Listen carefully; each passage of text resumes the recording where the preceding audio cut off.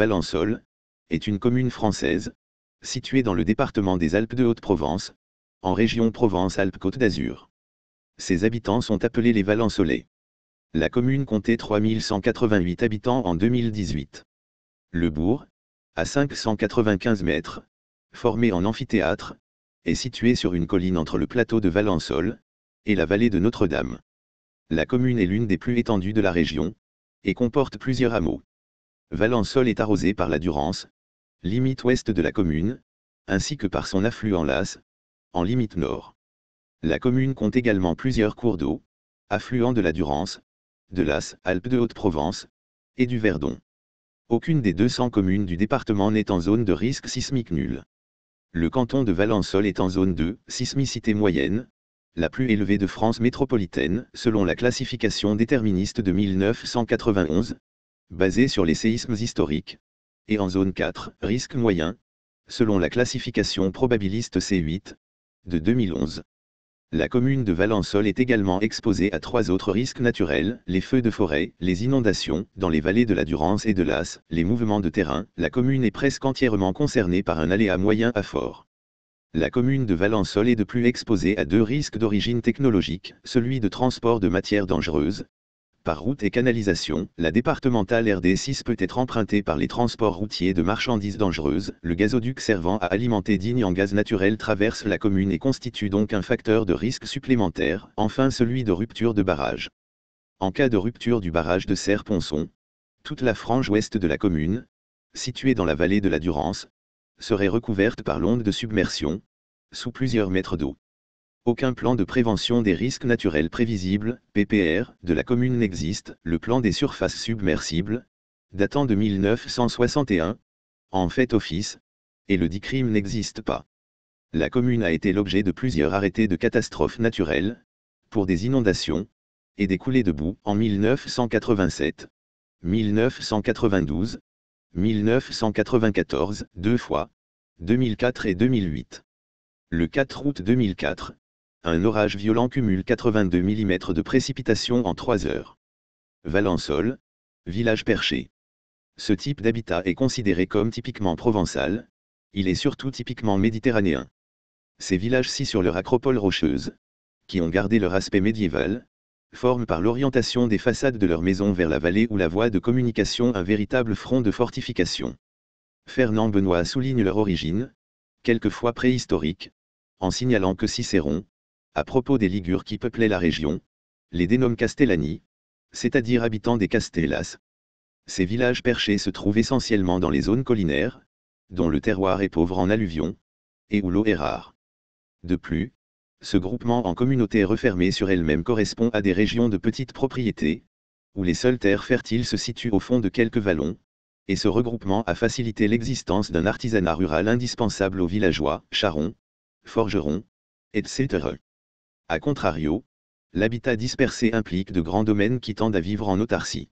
D'où la loi émise par Fernand Benoît, la misère groupe l'habitat, l'aisance le disperse.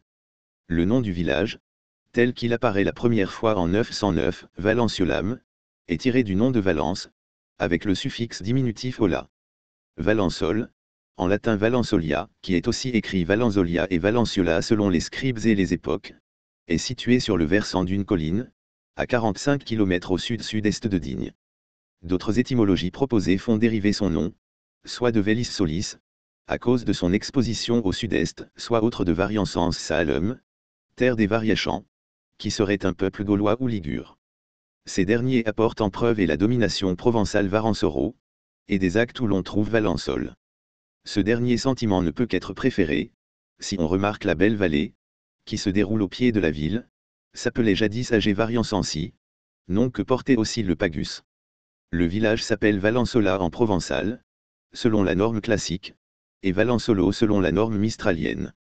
Histoire, Antiquité.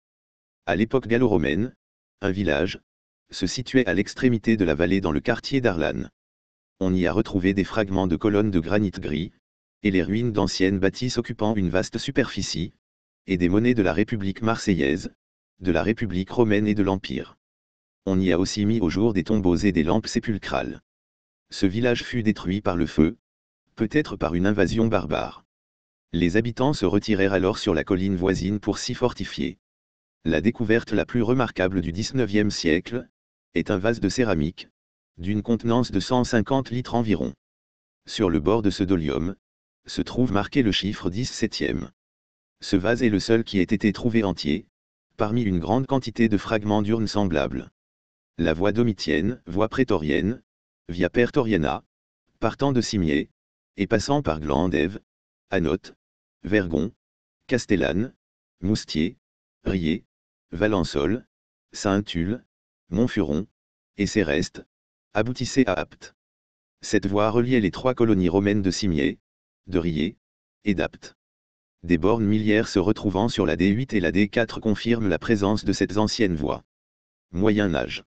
Le cimetière de la Besse Sainte-Anne, établi sur une butte au nord du village, a été fouillé dans les années 2000. C'est d'abord une nécropole de l'Antiquité tardive, qui est utilisée jusqu'au VIe siècle. Elle témoigne des changements culturels assez rapides de la population de Valençol, alors que pendant la fin de l'Antiquité, elle conserve des rites païens, offrandes dans les tombes. Les morts des 5e et 6e siècles sont inhumés tout habillés, ce qui permet de constater que les habitants de Valençol ont adopté rapidement l'habitude de se vêtir à la mode mérovingienne. Pour cette période, la faible représentation des hommes et des adultes âgés pourrait être une conséquence de la peste justinienne. Dom Mailleul, abbé de Cluny. Plus tard, à la fin du premier millénaire, les comtes de Provence possédaient en domaine direct la moitié de la terre de Valençol, tandis que l'autre moitié appartenait à des seigneurs. L'un d'eux, seigneur de la moitié de la ville, mourut en laissant un fils unique, Mailleul. Jeune seigneur, après la mort de ses parents, il se retire à Mâcon où il est fait chanoine, puis archidiacre, enfin élu au siège de Besançon. Pour se soustraire à la dignité épiscopale, il alla secrètement s'enfermer au monastère de Cluny, dont il fut plus tard élu abbé.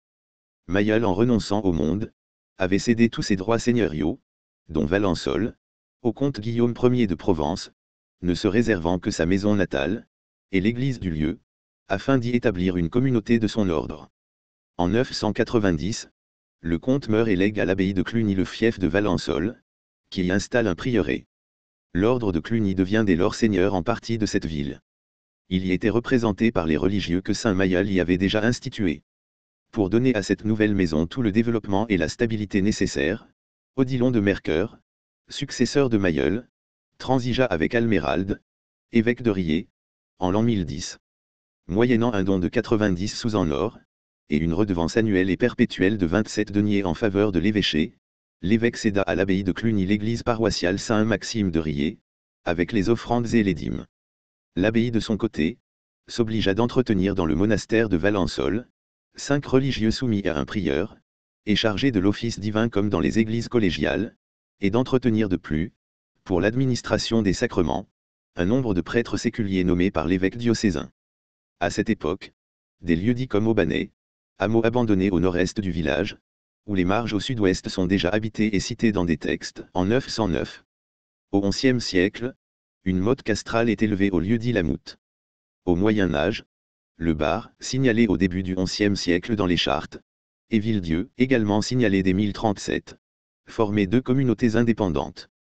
Leurs églises paroissiales, toutes 2 sous l'invocation de Sainte Madeleine, avaient aussi été données à l'abbaye de Cluny au début du XIe siècle. Ces 2 communautés, qui comptaient respectivement entre 14 et 31 feux en 1315, sont fortement dépeuplées par la crise du XIVe siècle, peste noire et guerre de 100 ans, et annexées par celle de Valençol au XVe siècle. Un petit terroir, celui de Septem-Fontès, Font-Sainte, appartenait à l'abbaye Saint-Victor de Marseille. Bien situé à un carrefour entre Moyenne-Durance, Moustier et Digne, et dans un terroir fertile, Valençol accueille une foire à partir de 1282, foire qui se maintient jusqu'à la fin de l'Ancien Régime. Cette foire jouait le rôle de marché de redistribution régionale et confirme que Valençol avait à l'époque le rayonnement d'une capitale régionale. Un péage était également établi dans la ville, ainsi qu'au village de Villedieu, sur la route longeant la Durance et reliant Aix et Sisteron. Les Juifs étaient présents à Valençol en 1305, leur petite communauté juive comptait 2 feux. Ici comme partout ailleurs, leur religion leur attirait de la part des habitants des vexations et des inquiétudes. Le prince déclare prendre les Israélites sous sa protection, il défend de les inquiéter, dans leurs usages et leurs pratiques. Dans les premiers jours du mois de janvier de l'an 1296, les États de Provence se tiennent à Valençol. Le but de cette réunion est inconnu. Charles II d'Anjou venait à peine de conclure la paix qui mettait un terme à une trop longue guerre.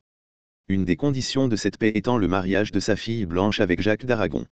Cet événement, étant le nombre des 6 cas impériaux, autorisait la demande d'un subside extraordinaire de la part de la Provence. Le 2 avril 1297, le roi Charles II céda à l'abbaye de Cluny la moitié de la juridiction qu'il possédait encore à Valençol. Il ajouta à ce don la juridiction des châteaux du Bar et de Villedieu qui lui appartenaient.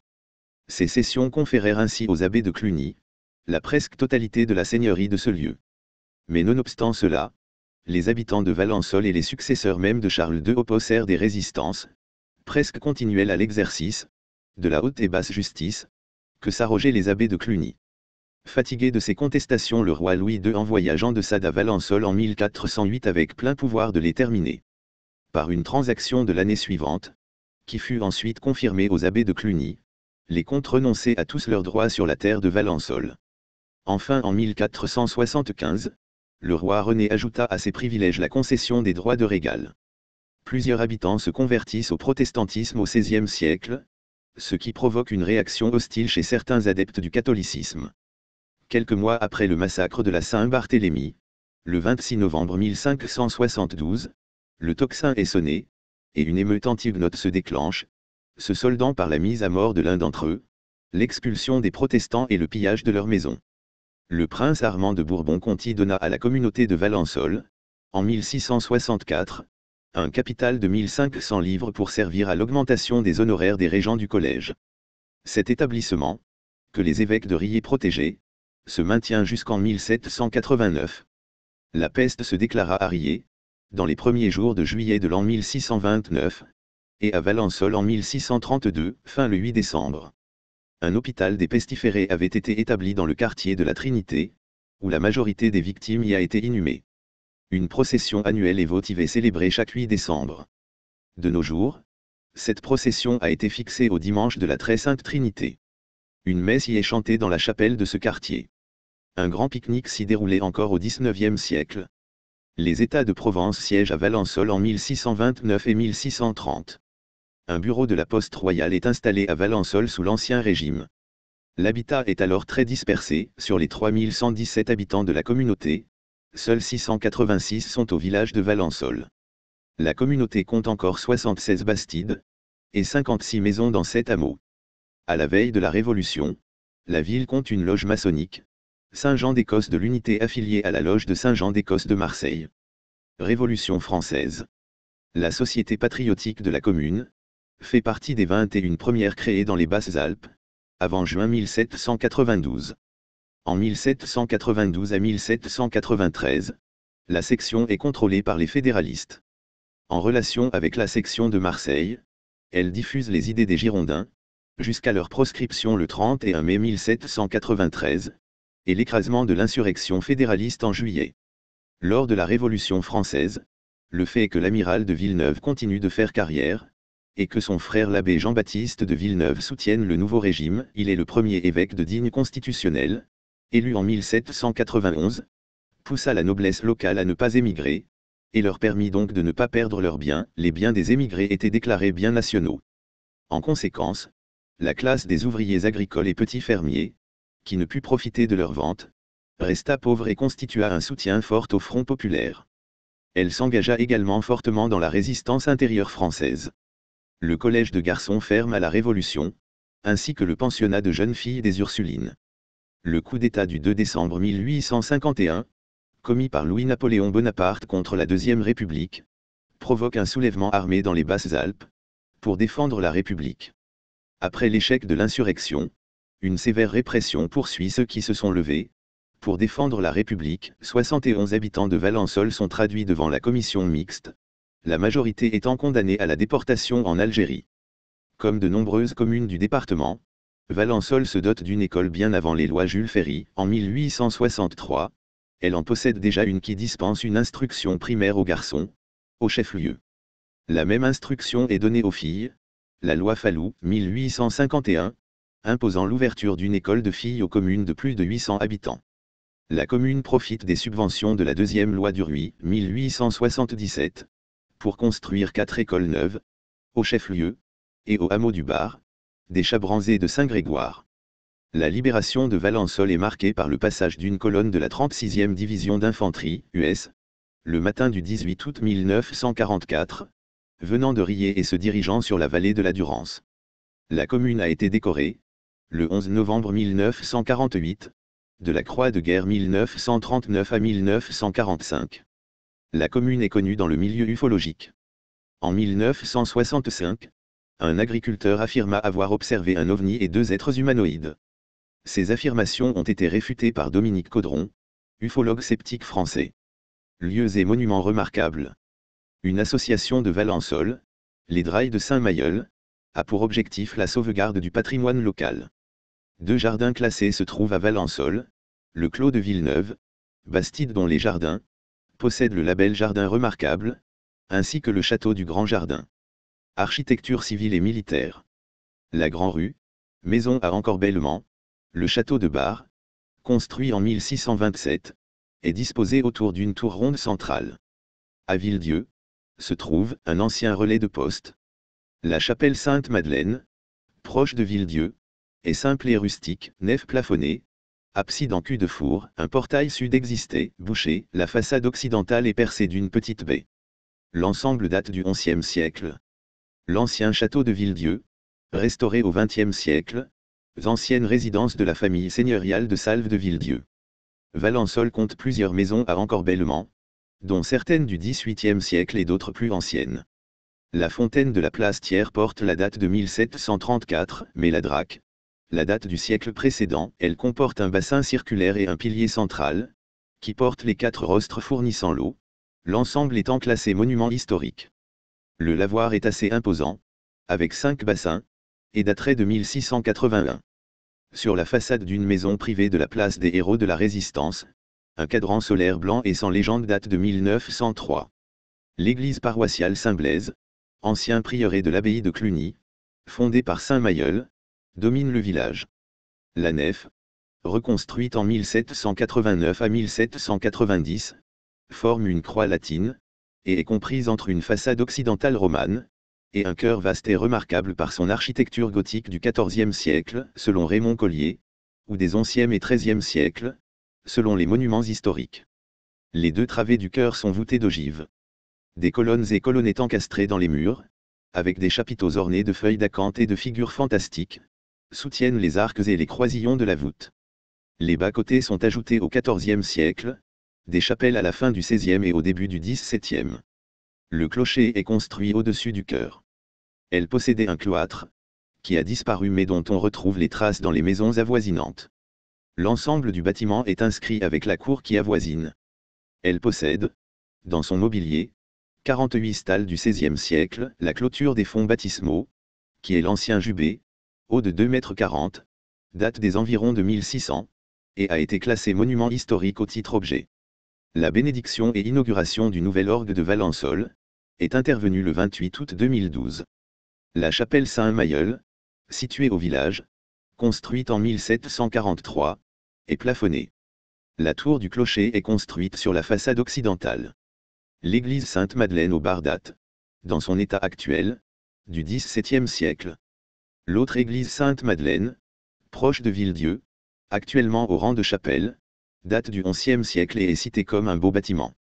La petite chapelle de la Trinité, 9,30 m sur 4, dans le ravin de la Forge près de Saint-Grégoire, date de 1631.